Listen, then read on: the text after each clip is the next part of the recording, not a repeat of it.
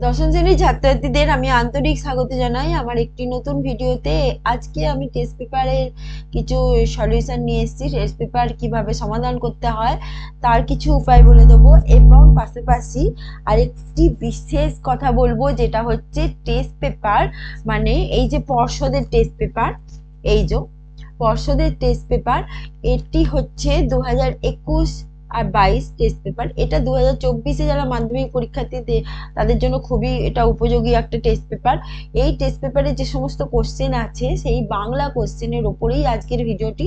এবং Bangla question 3 number এবং 5 number question কোথায় পাওয়া যাবে, কিভাবে পাওয়া যাবে, সমস্ত কথা আমি বলবো ভিডিওর এন্ডে। আজকে আমি বলবো যে এই টেস্ট পেপারের প্রথম যে পেজটা আছে সেটা হচ্ছে দিশাপ্রিয়া বালিকা বিদ্যালয়, সেখানকার একটি 5 নম্বরের কোশ্চেনের অ্যান্সার আমি বলে দেবো।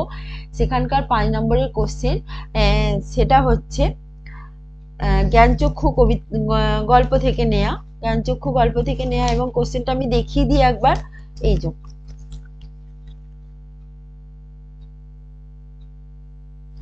কোশ্চেনটা হচ্ছে, আজ যেন তার জীবনের সবচেয়ে দুঃখের দিন, তার বলতে কার কথা বোঝানো হয়েছে এবং আজ বলতে কোন দিনটির কথা বোঝানো হয়েছে, সেটি কি কারণে বক্তার কাছে দুঃখের দিন।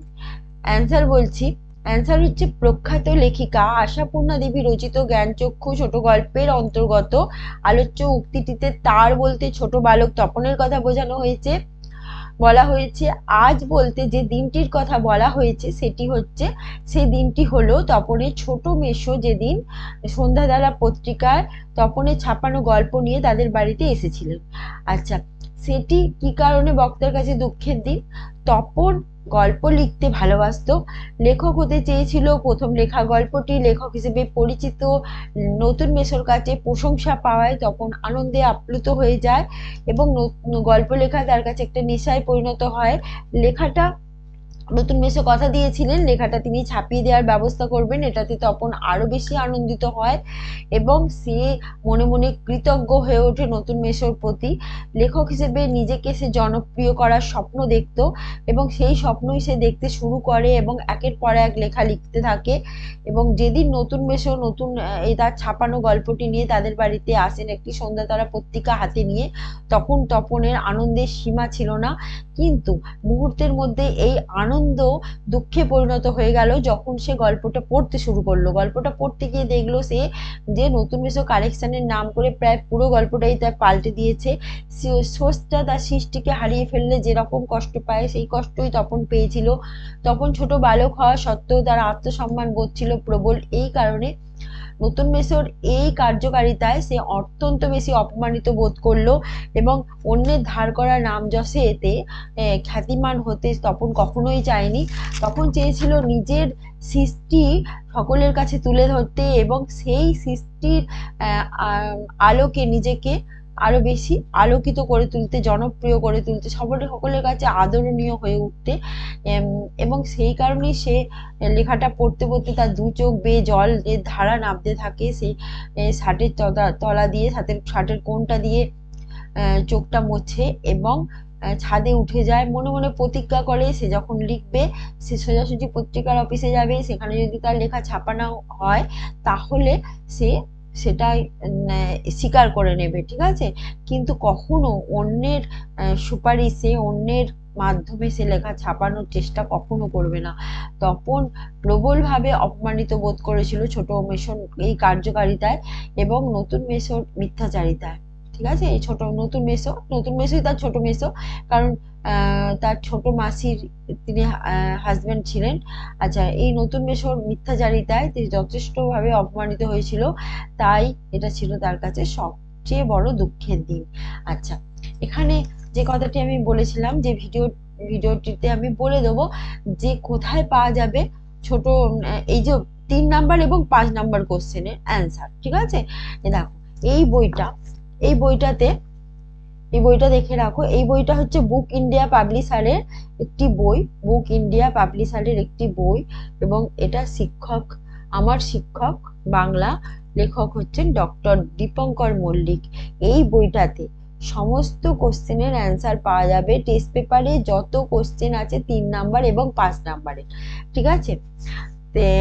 যেটা হচ্ছে এই পেজটা দিই, এই যে যেখানে আমি এই 5 নম্বরের কোশ্চেনের অ্যান্সারটা বললাম, সেই পেজেরই যে সমস্ত কোশ্চেনগুলো আছে, যেমন এইখানে, ঠিক আছে, যে পথের দাবি থেকে একটা কোশ্চেন আছে, ঠিক আছে, বাবুটি স্বাস্থ্য গেল শোক ষোলোআনা বজায় আছে, বা চিরচিহ্ন দিয়ে গেল তোমার অপমানিত ইতিহাসে, এইটা, এই যে কোশ্চেনটা এবং তার কার সম্পর্কে বলা হয়েছে, অপমানিত ইতিহাস বলতে অপমানিত ইতিহাসে চিরচিহ্ন কিভাবে মুদ্রিত হলো, সেটা এই বইটাতে, এই যে বাংলা এই বইটাতে 43 নম্বর পেজ, 43 নম্বর পেজে এই অ্যান্সারটা দেওয়া আছে, ঠিক আছে।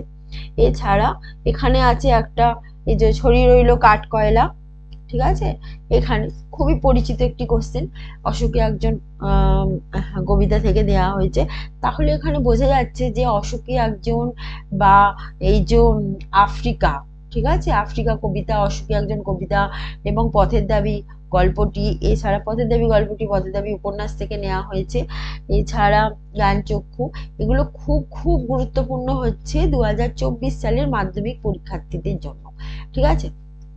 আচ্ছা, এখানে আমি একটা পেজে বলে দিই, এখানে ব্যাকরণের কিছু বলা হয়েছে, ব্যাকরণের কিছু কোশ্চেন এখানে আছে, ব্যাকরণের কোশ্চেনগুলোর অ্যান্সারও আমি বলে দিচ্ছি।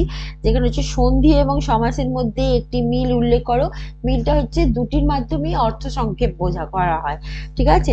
আচ্ছা, সহযোগী কর্তার আচ্ছা, সমাস প্রক্রিয়ার আমরা যে পদটি লাভ করি তাকে কি বলে, সমস্যমান পদ, ঠিক আছে। সহযোগী কর্তার একটি উদাহরণ হচ্ছে বাঘে গরুতে এক ঘাটে জল খাচ্ছে, ঠিক আছে।